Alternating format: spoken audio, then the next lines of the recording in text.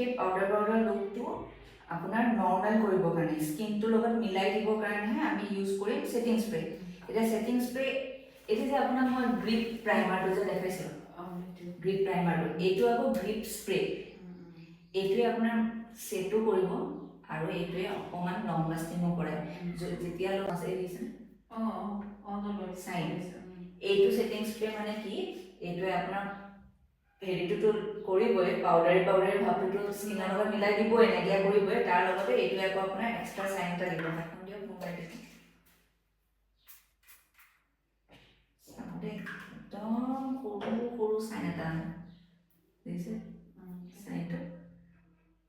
এয়া চলি আছিলে মোৰ ছেল্ফ মেকআপ ক্লাছ। আপোনালোকেও যদি আপকামিং ৱেডিং ছিজনত নিজে সাজি কাচি ওলাই যাম বুলি ভাবে, তেতিয়াহ'লে স্ক্ৰীণত দিয়া নম্বৰত যোগাযোগ কৰি পেলাই মোৰ তাত ছেল্ফ মেকআপৰ কোৰ্চ কৰিব পাৰে।